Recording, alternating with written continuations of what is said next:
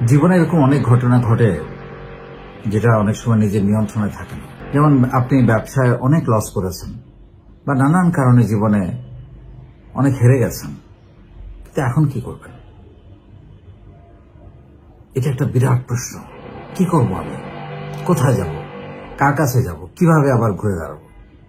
অনেক সময় mental breakdown করে অনেকে এরকম পরিস্থিতিতে আত্মহত্যার সিদ্ধান্ত নেয়। এরকম আমি অনেক কেস দেখেছি। প্রথম কথা হচ্ছে, আত্মহত্যার সিদ্ধান্তটা চরম ভুল। এটা করা যাবে না। কারণ জীবনের যে কোনো অবস্থাতে এসে, যে কোনো খারাপ পরিস্থিতিতে এসেও আবার ঘুরে দাঁড়ানো যায়, এরকম লাখো হাজারো উদাহরণ আছে। সেটা আপনিও পারবেন। আর আপনি তো একা মরে গেলে হবে না। আপনার পরিবার, আপনার সন্তান, আপনার বাবা মা, তাদের কি হবে?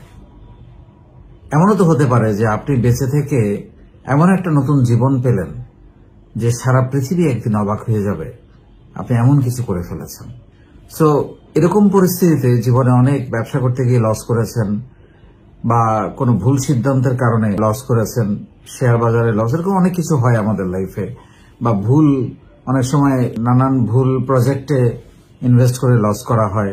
কাউকে হয়তো ধার দিয়েছেন, টাকা ফেরত পাচ্ছেন না, এরকম নানান ঘটনা ঘটে লাইফে।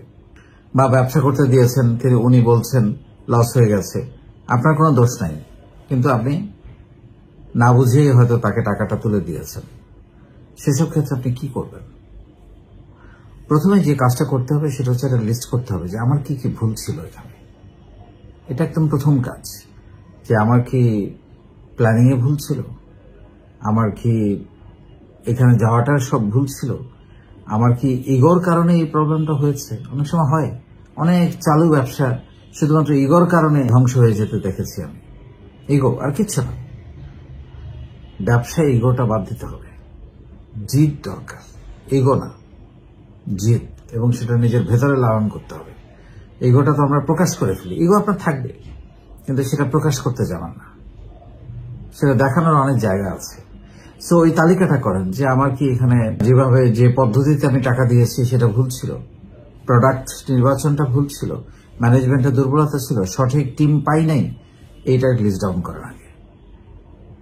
বা এইখানে আমার বিনিয়োগ করার জন্য আগে যে স্টাডি করা দরকার ছিল, মার্কেট রিসার্চ করা দরকার ছিল, বা জানে এরকম 5-10 লোকের সাথে কথা বলা ছিল, এগুলো বলি নাই আমি, খোঁজখবর নেই, সেগুলো আগে আপনি যাচাই করেন।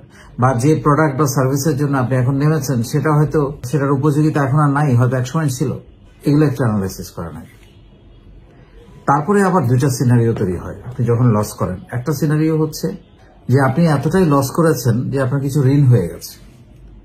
আর একটা হচ্ছে আপনি একাই আপনার টাকা খুইয়েছেন, কোনো ঋণ নাই, মানে আপনি 0 পয়েন্টে আছেন। 0 পয়েন্টটা অনেক ফেভারেবল, কারণ ওই জায়গা থেকে চাইলে আবার শুরু করা যায়। ধরে নেন আপনি আগে কিছুই করেন নাই, শুধু অভিজ্ঞতাগুলোকে সাথে নিয়ে আসেন, এখন আপনি আবার শুরু করেন।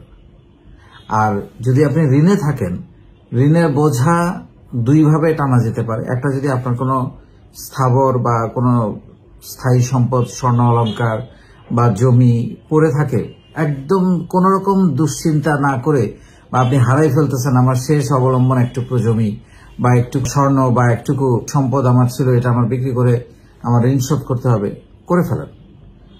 জাস্ট বিক্রি করে ঋণ শোধ করে ফেলেন। কারণ দুইটা টেনশন একসাথে নেওয়া যায় না। একটা তো লসের টেনশন, আবার আরেকটা হলো পাওনাদারের টেনশন। দুইটা টেনশন একসাথে নেওয়া যায় না। তখন আপনি আপনার জন্য যে কাজ করবেন, আগে আপনি জিরোতে আসেন, ওই ঋণটা শোধ করে আপনি জিরোতে এসে আবার নতুন করে শুরু করেন। আবার জমি হবে, আবার স্বর্ণ হবে, আবার আপনি যে সম্পদ হারিয়েছেন সেটা হবে একদিন। এটা নিয়ে সম্পদ, এটা কোনো বিষয় না। সম্পদ নিয়ে বেশি হাহাকার করলে তার সম্পদ থাকে না। সম্পদ হবে একদিন, আপনি না চাইলেও একদিন হয়ে যাবে।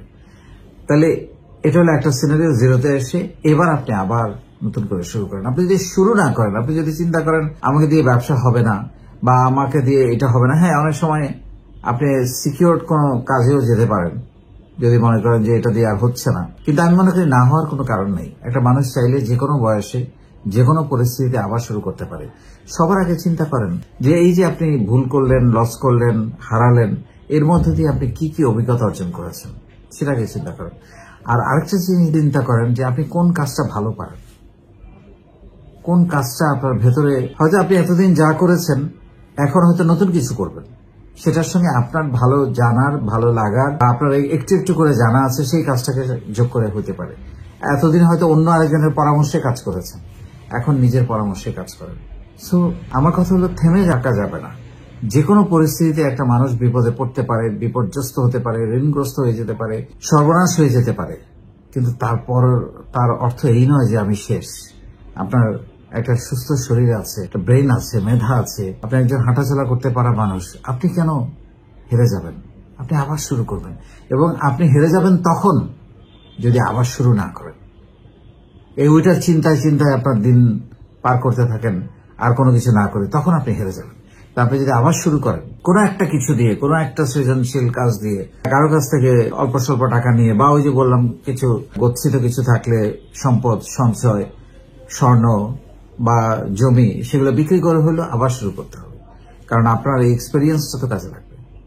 সো বসে থাকা যাবে না, থেমে থাকা যাবে না। আপনি পড়ে যাবেন, হোঁচট খাবেন, আবার উঠে দাঁড়াতে হবে এবং বলতে হবে আমি আবার ফাইট করব।